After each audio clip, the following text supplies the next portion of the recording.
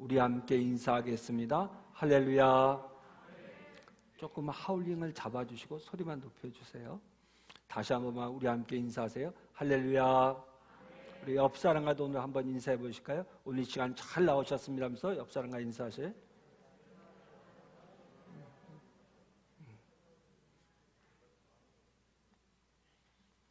우리가 지난 3주 동안 제가 여러분들에게 중요한 말씀을 드렸습니다. 코로나라는 이 어려운 시간을 살아가는 여러분들에게 주님이 우리에게 들려주시는 위로의 말씀을 여러분들에게 전해드렸는데 한번 설교 제목만 기억하면서 따라하시길 바랍니다. 근심하지 말라. 기도하라. 근심하지 말라. 내가 큰 일을 행하리라. 근심하지 말라. 내가 너와 함께하리라. 아멘. 여러분, 지난 3주 동안 여러분들에게 들려드렸던 설교 말씀을 다 기억하지 못한다 할지라도 설교 제목 이 세 가지를 여러분의 가슴에 잘 새기시면서 믿음으로 승리하시기를 바랍니다.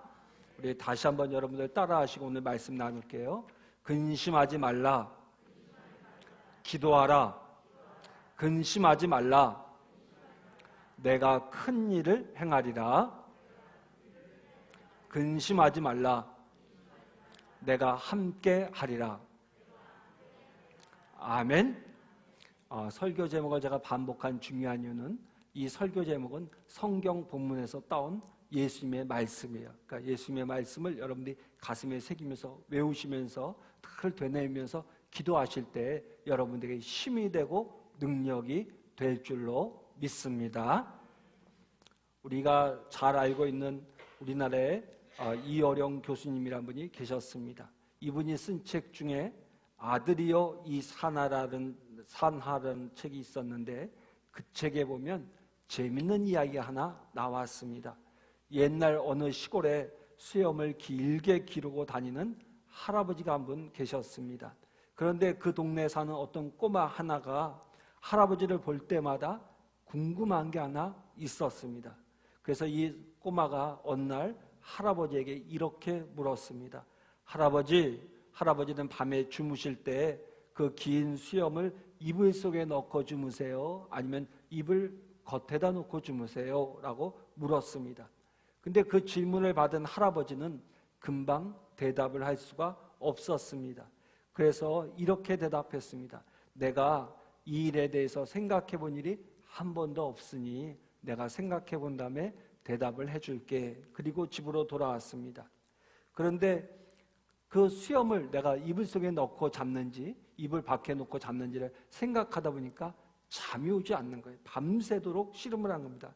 수염을 이불 속에 넣고 자자니 좀 답답한 것 같고요. 좀 수염을 이불 밖으로 내놓고 자자니 이상했던 거예요. 그래서 그 문제를 놓고 30년 동안 길렀던 수염이지만 그날 밤 잠을 못 이루고 밤을 새웠다고 합니다. 여러분, 교회를 다니면서도 가끔 이런 할아버지와 같은 비슷한 분들이 계십니다. 모든 분들이 다 그런 것은 아닙니다.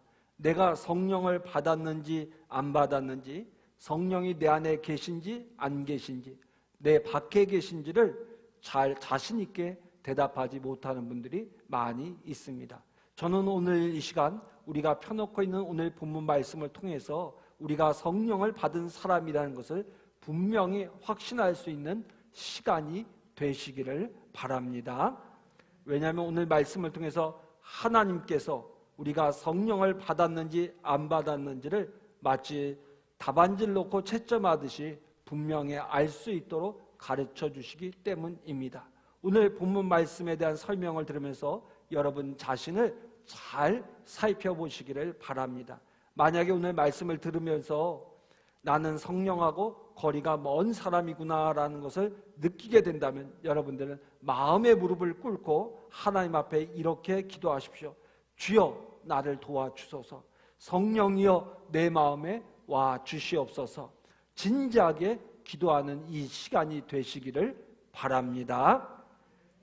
먼저 우리 요한복음 14장 17절 말씀을 다시 한번 천천히 봉독하겠습니다. 요한복음 14장 17절 말씀입니다. 여러분 한번 성경을 찾아주세요. 14장 17절 말씀 다 함께 천천히 봉독합니다. 그는 진리의 영이라 세상은 능히 그를 받지 못하나니 이는 그를 보지도 못하고 알지도 못함이라. 그러나 너희는 그를 아나니 그는 너희와 함께 거하시며 또 너희 속에 계시겠음이라. 아멘. 여러분 무슨 말씀입니까? 성령은 진리의 영이십니다. 여기서 진리란 다름 아닌 예수 그리스도를 가리키고 있는 것입니다. 성령은 진리의 영인데 곧 예수 그리스도의 영임을 말하고 있는 것입니다.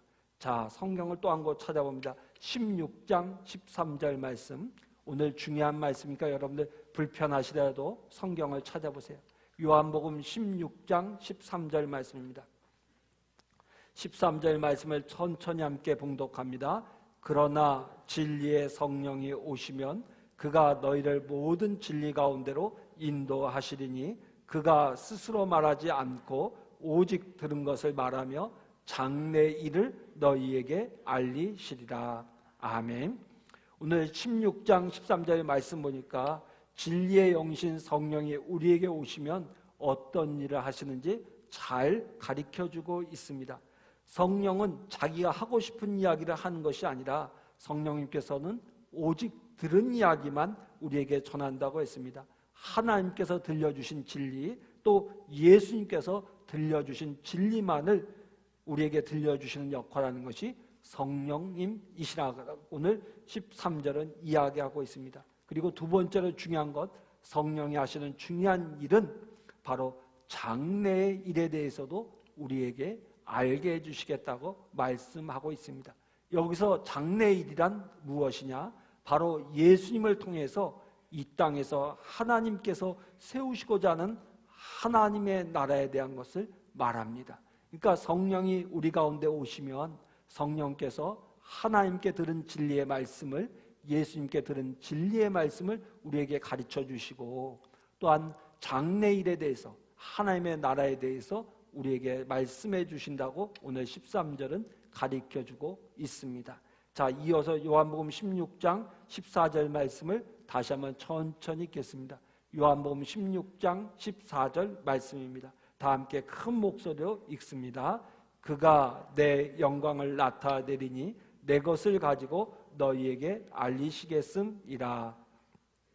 자, 그러면서 성령이 하시는 또 하나 중요한 일을 가르쳐주고 있는데, 그것은 예수님의 것을 가지고 제자들에게 알려주시면서 이 성령이 예수님의 영광을 드러내신다고 말하고 있습니다.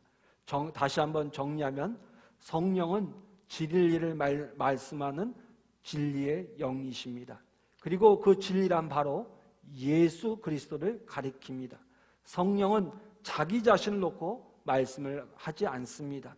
그래서 아무리 성경을 찾아보고 읽어보아도 성령이 자기 자신에 대해서 이야기한 곳은 한 군데도 없습니다. 또 성령은 예수 그리스도를 나타내고요, 예수 그리스도의 영광을 드러내십니다. 성령은 사람들에게 오직 예수 그리스도만 알게 하고 예수 그리스도를 찬송하게 합니다. 이것이 성령이 하시는 특별한 일입니다. 그런 의미에서 성령 충만은 곧 예수 충만이라고 말할 수 있습니다. 한번 따라합니다. 성령 충만, 예수 충만. 가끔 보면 성령 충만이 바로 예수 충만이라는 진리를 이해하지 못하는 분들이 있는 것 같습니다. 마치 교회 안에 예수의 편이 있고 성령 편이 있는 것처럼 어떤 사람은 예수님 하고 기도하고요, 어떤 사람들 성령님 하며 기도하는 분들이 계십니다. 여러분, 성경이 가르치는 중요한 기도의 법칙이 있습니다. 우리가 누구에게 기도해야 됩니까? 하나님 아버지께 기도해야 합니다. 그러니까 우리가 기도할 때 하나님 아버지라고 부르는 것은 정상입니다. 그런데 우리가 기도할 때 누구의 이름으로 기도해야 됩니까? 예수님의 이름으로 기도해야 합니다. 그래서 우리가 예수님 도와주세요라고 기도하고 말할 수 있는 것입니다. 자, 그런데 우리가 이렇게 기도할 때 우리의 연약함을 돕느라고 기도하는 분이 누구십니까? 성령님이십니다. 성령님께서 우리의 기도를 도우시기 위해서 말할 수 없는 탄식으로 우리를 도우시는 것입니다. 그래서 우리는 기도할 때 하나님에게 예수님의 이름으로 성령의 도움을 받아가지고 기도하는 것이 우리들의 기도인 것입니다. 그러므로 가끔 성령님 도와주세요 라고 말할 수도 있습니다. 근데 무작정 처음부터 끝까지 성령님, 성령님하고 기도하는 것은 조금 잘못된 기도인 것입니다. 성령은 오직 예수 그리스도에 대하여 말씀하시고 우리로 하여금 진리 대신 예수님을 알게 하십니다. 그러므로 성령 충만은 곧 예수 충만인 것입니다. 이것이 방금 읽은 말씀이 우리에게 가르쳐주는 중요한 교훈입니다. 진리를 가르치고 생각나게 하리라. 다음으로 우리가 살필 것은 성령님께서 우리에게 오시면 무슨 일을 하시느냐, 어떤 일을 하시느냐에 대해서 살펴보겠습니다. 우리 14장 26절 말씀 다 함께 천천히 봉독하겠습니다. 14장 26절 말씀입니다. 다 함께 천천히 봉독하겠습니다. 보혜사 곧 아버지께서 내 이름으로 보내실 성령, 그가 너희에게 모든 것을 가르치고 내가 너희에게 말한 모든 것을 생각나게 하리라. 아멘. 성령이 우리 가운데 임하면 예수님이 말씀하시고 보여주신 모든 것들을 가르치고 기억나게 하십니다. 성령이 오셔서 하는 일이 또 한 가지 있습니다. 여러분 성경을 찾아봅니다. 요한복음 15장 26절 말씀입니다. 요한복음 15장 26절 말씀 천천히 함께 봉독합니다. 내가 아버지께로부터 너에게 보낼 보혜사 곧 아버지께로부터 오시는 진리의 성령이 오실 때에 그가 나를 증언할 것이요. 성령님은 철저하게 예수님을 증거합니다. 예수님을 전파합니다. 예수님을 간증하게 합니다. 이것이 성령님께서 하시는 아주 독특한 일인 것입니다. 성령 받은 사람이 예수를 증거하면 이 세상에 참으로 기가 막힌 역사가 일어납니다. 여러분 요한복음 16장 8절 말씀 보면 성령께서 이 땅에 오셔서 구체적으로 무엇을 증거하는지 가르쳐주고 있습니다. 16장 8절 말씀입니다. 자, 다 함께 천천히 큰 목소리로 봉독합니다. 그가 와서 죄에 대하여 의에 대하여 심판에 대하여 세상을 책망하시니라. 아멘. 여러분 성령님께서 이 땅에 오셔서 예수 그리스도를 증거하시면 그 증거의 말씀을 들은 사람들이 책망받는 일이 일어납니다.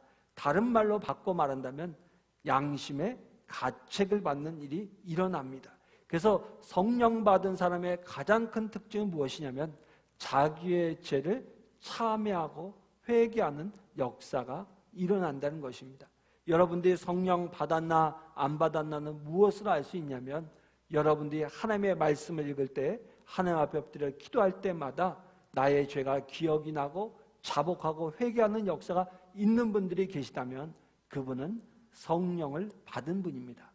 그러나 내가 교회를 오래 다녔고 말씀을 아무리 오래 읽어도 또 기도하여도 내 심령 속에 나의 죄가 깨달아지지 않고 회개하는 역사가 일어나지 않는다면 성령의 충만함을 받은 사람이 아닙니다. 여러분 이 사실을 여러분들이 잘 기억하시고 여러분들이 하나님의 말씀을 들을 때에 여러분들이 기도할 때 여러분들의 심령의 가책과 책망이 찾아올 때 이렇게 생각하세요. 성령님이 내게 임하셨구나. 하나님께서 나를 사랑하셔서 나를 도와주시는구나 라고 깨달으시면 맞습니다. 여러분 가운데 성령의 임재와 회개의 역사가 일어나기를 주의 이름으로 축원합니다. 자, 그러면 성령이 우리 가운데 임재하시면 어떤 측면에서 우리를 책망하시느냐? 오늘 16장 8절 말씀을까 무엇보다 철저로 죄에 대해서라고 말씀하고 있습니다. 이에 대해서 설명하고인데 16장 9절 말씀 요한복음 16장 9절 말씀을 다 함께 천천히 봉독합니다. 죄에 대하여라 함은 그들이 나를 믿지 아니함이요. 자, 여러분, 죄에 대해서 성령님께서 우리를 책망한다고 했을 때 그 죄에 대해서 책망한다는 말은 무슨 말이냐? 오늘 16장 9절 말씀 보니까 예수님을 믿지 않는 것에 대해서 성령님께서 우리를 책망하신다는 것입니다. 여러분, 우리가 하나님께서 보내신 예수를 나의 구주로 믿지 않는 것이 죄입니다. 세상 사람들은 이런 것을 죄라고 말하지 않습니다. 그러나 성령님께서 우리 가운데 임재하시면 우리의 마음을 열어주시고 하나님의 말씀을 듣게 하시면서 가책이 오는데 바로 하나님이 우리를 구원하시기 위해서 이 땅에 보내시고 우리를 위하여 십자가에 못 박아 죽게 하신 그 예수를 나의 구원자임에도 불구하고 믿지 않은 것에 대해서 가책을 느끼게 하게 하고 회개케 한다는 말씀입니다. 사랑하는 성도 여러분, 여러분들이 예수를 영접한, 예수를 믿지 않고 있다면 성령님께서 여러분들을 책망하실 것입니다. 둘째로 의에 대해서라고 했는데 16장 10절은 의에 대하여라는 뜻이 무엇인지를 가르쳐주고 있습니다. 16장 10절을 우리 다 같이 큰 목소리로 봉독합니다. 의에 대하여라 함은 내가 아버지께로 가니 너희가 다시 나를 보지 못함이요. 자, 무슨 말입니까? 이 세상에 오셨다가 예수님께서 하나님 아버지께로 돌아가신 것이 바로 우리의 의라는 것입니다. 세상 사람들은 예수님의 의라는 것을 알지 못합니다. 자기가 뭔가 선한 일을 한 것을 들고 나와 가지고 하나님이 인정해 주시기를 바라고 은근히 자랑합니다. 자신의 선한 행위가 인간의 의라고 생각합니다. 그러나 하나님에게 있어서 인간의 그런 의라는 것은 쓰레기통에 던져버릴 그런 휴지 조각에 불과한 것입니다. 그래서 하나님께서는 아무리 선한 일을 많이 해도 그것을 의로 인정하지 아니하시고 하나님께서 이 땅에 보내주신 예수님을 믿는 사람들 그 믿음을 의로 여기신다고 말씀하고 있습니다. 그래서 우리가 하나님 앞에 나갈 때 의의 옷을 입어야 되는데 그 의의 옷이 무엇이냐? 예수를 그리스도로 믿는 믿음의 의의 옷을 입어야 한다는 것을 가르쳐주고 있는 것입니다. 성령님께서 우리 가운데 임재하시면 의에 대하여 우리를 책망하실 텐데 그 의에 대하여 우리를 책망한다는 것은 바로 저와 여러분들이 세상에서의 행위를 내세우는 것이 아니라 우리를 위하여 이 땅에 오셔서 십자가에 못 박혀 죽으시고 부활하신 그 예수님을 믿는 믿음으로 하나님 앞에 서야 되는데 그 믿음으로 서지 못하면 성령님께서 우리를 책망하셔서 우리 구주 되신 예수님, 나를 위해 십자가에 못 박혀 죽으시고 부활하신 그 예수님을 믿지 못하고 의지하지 않은 우리 자신을 하나님 앞에서 회개하게 하신다는 말씀인 것입니다.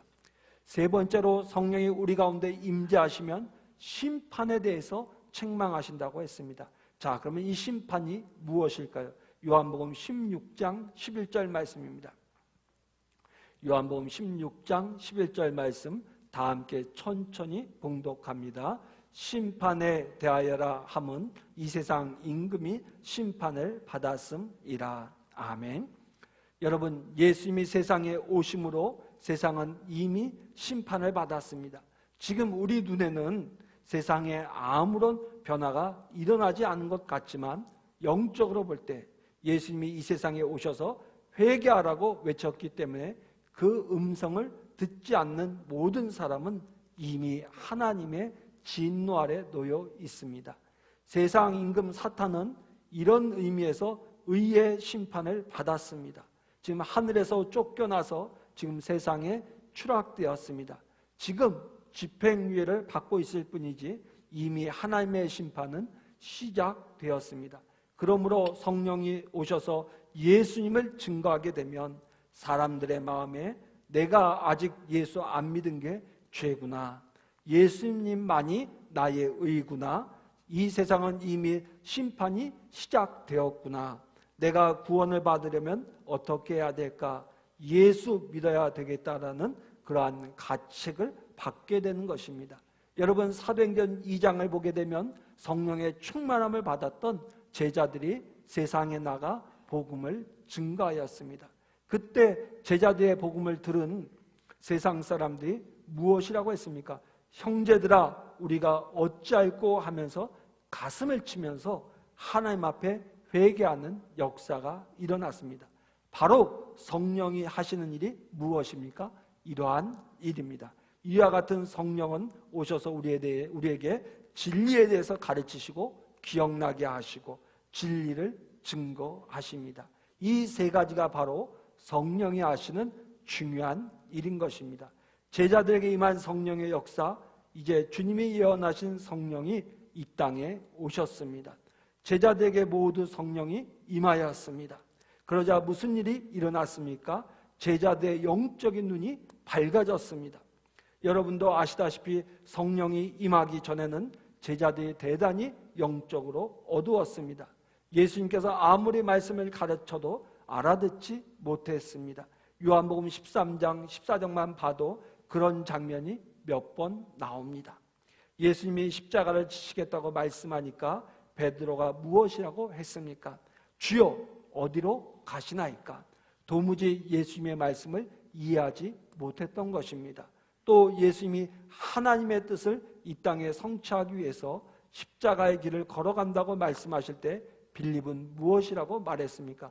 주여, 아버지를 우리에게 보여주옵소서. 완전히 동문서답입니다. 전혀 이해를 하지 못하고 있었던 것입니다.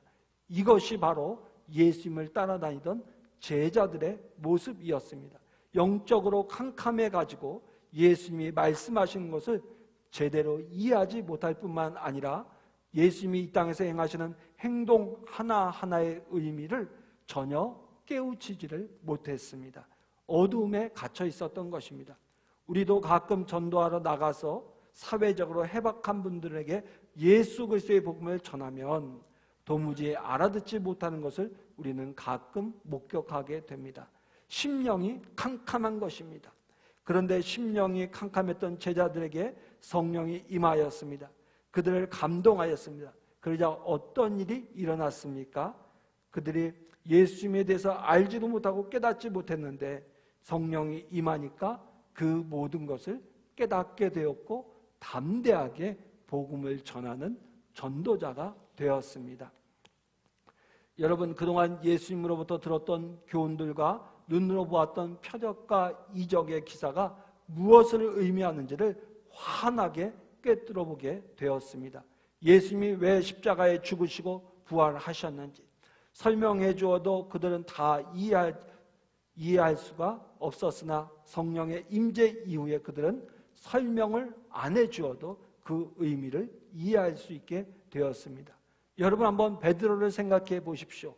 짧은 기간인데 나중에 성령 충만해서 설교할 때 구약에 있는 시편과 요엘서를 꿰뚫고 있는 것을 우리는 보지 않습니까? 언제 베드로가 구약 성경을 가지고 그렇게 공부할 수 있는 시간이 있었습니까? 공부할 틈이 없었을 뿐더러 공부할 수조차 없었습니다.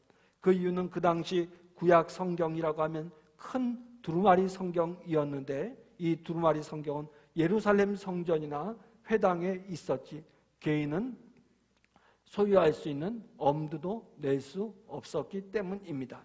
그러니까 베드로가 어디 가서 구약을 펴놓고 일일이 공부한다는 것은 있을 수가 없는 일입니다.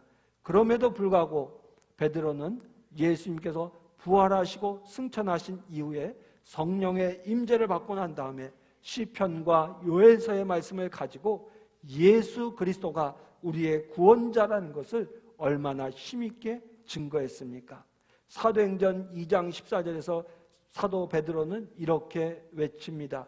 유대인들과 예루살렘에 사는 모든 사람들이여, 예수님의 십자가와 부활을 여러분이 몰라서 그러는 것입니다. 내가 여러분에게 이 모든 것을 알게 할 것이니 내 말에 귀를 기울이십시오. 내가 설명을 하겠습니다 라고 선포하고 있습니다.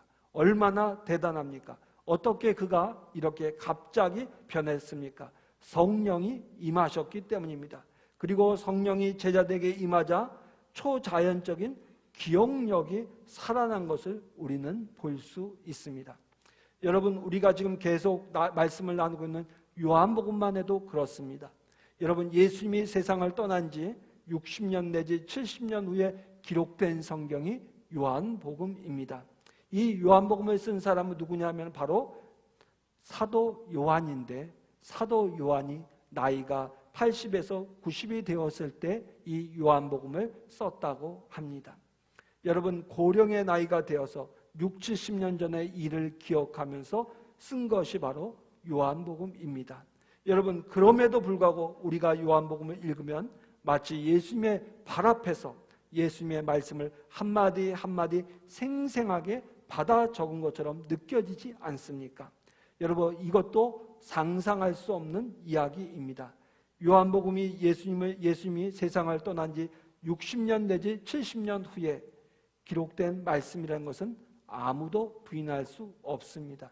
이것은 모든 학자들로부터 검증을 받은 사실입니다. 여러분, 60년 내지 70년이 지난 후에 나이가 90에 가까운 고령의 사람이 그때 일을 펜을 들어 기록한다고 할 때 어떻게 이처럼 상세하고 세밀하고 정확하게 기록할 수 있겠습니까? 이것은 성령님의 초자연적인 역사가 아니고는 절대로 불가능합니다. 성령이 제자들에게 임하자마자 이처럼 예수님의 말씀을 기억나게 하는 역사가 있었습니다. 또 성령이 임하자마자 제자들은 예수 그리스도를 증거하였습니다. 모든 사람을 향하여 이 예수를 하나님께서 살린 자라, 우리가 다 일의 증인이라고 외치면서 예수를 믿으라고 증거했습니다. 사랑하는 성도 여러분, 우리가 성령 받았는지 안 받았는지 점검할 수 있는 또 하나의 중요한 포인트가 있는데, 그것은 내가 예수를 세상 가운데 증거하고 있느냐 증거하지 못하고 있느냐로 구분할 수 있습니다. 오늘 제자들이 보여주는 것처럼 저와 여러분들이 성령의 충만함을 받았다면 예수님을 전하지 않고는 견딜 수 없는 심령이 된다는 것입니다. 만약에 우리가 예수를 믿는다고 하면서도 예수 믿어야 천국 갈 수 있습니다, 예수님이 우리를 위해서 십자가에 못 박혀 죽으셨고 3일 만에 부활하셨습니다라는 이 진리를 사람들에게 말하지 못하고 있다면 저와 여러분들은 성령을 받지 못한 것입니다. 저와 여러분들의 성령의 충만한 임재를 경험했다면 여러분, 때가 어떤 상황이든 어떠한 장소에 있든지 예수가 우리의 구주이심을 전할 수 있는 전도자의 삶을 살게 될 것입니다. 사랑하는 성도 여러분, 이런 역사가 어떻게 일어났습니까? 예수님이 성령에 대해 약속하신 말씀이 진리였다는 것이 예수님의 제자들 통해서 입증되고 있는 것입니다. 진리의 성령이 너희에게 임하시면 그가 나를 증거하실 것이요 나를 가르치실 것이요 나를 기억나게 하실 것이다 하는 말씀이 제자들에게 그대로 현실이 된 것입니다. 여러분, 그렇다면 우리 마음속에 이런 질문이 생길 수 있습니다. 제자들에게 일어난 이 사건이 오늘 우리에게도 일어날 수 있는가? 제자들에게 임한 성령을 우리에게도 임하게 허락하셨는데 제자들에게 일어났던 이런 초자연적인 기억력이라든지 예수님이 하신 일과 눈으로 본 모든 것에 대해서 깨달음이 왔던 것처럼 우리에게도 이와 같은 신비한 일이 일어날 수 있는가 하는 질문이 생길 수 있습니다. 결론부터 말씀드린다면 정도의 차이는 있겠지만 제자들에게 나타났던 그러한 은혜가 우리에게도 일어날 수 있다는 것입니다. 제자들에게 성령이 임하셔서 하신 일을 일컬어서 어려운 말로 계시라고 합니다. 베일에 감추어졌던 것을 하나님이 열어보게 함으로써 제자들은 구원의 오묘한 구원의 도리를 깨달았습니다. 그들은 예수님의 십자가를 직접 목격한 사람들입니다. 예수님의 부활하신 것을 직접 목격하고 만났습니다. 예수님이 행하신 모든 이적과 기사들을 다 보았습니다. 예수님의 음성을 직접 들었습니다. 성령님이 임하시자마자 제자들은 그 모든 것의 의미를 꿰뚫어 보기 시작했습니다. 그리고 나중에는 그 사실들을 하나하나 기록으로 남겼습니다. 그래서 기록된 것이 우리가 지금 보고 있는 신약 성경입니다. 그러나 이와 같은 계시는 제자들에게만 해당되는 성령의 영감입니다. 제자들이 죽고 난 다음에는 계시를 받는 영감은 지속되지 않았습니다. 왜냐하면 이미 하나님의 말씀이 완성되었기 때문입니다. 그러므로 지금까지 1800년이 지난 지금까지 우리가 들고 있는 성경은 66권 외에 더 추가된 적이 없는 것입니다. 만약에 누군가 이 성경 말씀에 말씀을 더한다면 그 사람은 이단인 것입니다. 제자들에게 성령이 임하셔서 하신 일은 계시였습니다. 그분은 계시로 인해 보고 들은 모든 것을 깨달았고 성령의 영감을 받아 기록으로 남겼던 것입니다. 제자들에게 일어나는 그런 초자연적인 기억력은 오늘 우리에게는 일어나지 않습니다. 여러분 이것을 꼭 기억하시길 바랍니다. 그러면 우리에게는 성령이 어떤 방식으로 역사하실까? 우리에게도 가르쳐 주실까? 기억나게 하실까? 우리에게도 증거하게 하실까요? 그렇다고 대답할 수 있습니다. 제자들과 다른 점이 있다면 제자들은 자기들이 직접 보고 경험한 것을 토대로 해서 진리를 깨달았지만 우리는 제자들이 기록해서 남겨놓은 계시의 말씀을 근거해서 성경의 말씀을 깨닫고 기억하고 증거하게 되었다는 사실입니다. 이것이 제자들과 우리들의 차이입니다. 제자들은 기록된 말씀에 근거 없이 하나님의 진리를 깨달았지만 우리는 기록된 성경 말씀을 근거해서 성령이 가르쳐 주시는 대로 배우고 깨닫고 기억하고 증거하게 하는 것입니다. 그래서 우리에게 임하시는 성령의 이와 같은 역사를 놓고 어려운 말로 조명이라고 말합니다. 한번 따라해 보십니다. 조명. 그러니까 제자들에게 임한 하나님의 은혜를 계시라고 하고요. 오늘 우리에게 임하는 은혜를 조명이라고 합니다. 여러분 무대에 가면 조명 장치가 있습니다. 적당한 빛을 밝혀서 무대의 연출을 효과적으로 드러내도록 만드는 것이 조명의 역할입니다. 마찬가지로 성령님께서도 우리가 기록된 말씀을 손에 들고 펼 때마다 우리의 마음의 눈을 열어서 그 말씀을 환하게 깨닫게 하십니다. 이것을 조명이라고 합니다. 그래서 고린도전서 2장 10절 말씀 보면 이런 말씀이 있습니다. 우리가 세상의 영을 받지 아니하고 오직 하나님으로부터 온 영을 받았으니 이는 우리로 하여금 하나님께서 우리에게 은혜로 주신 것들을 알게 하려 하심이라.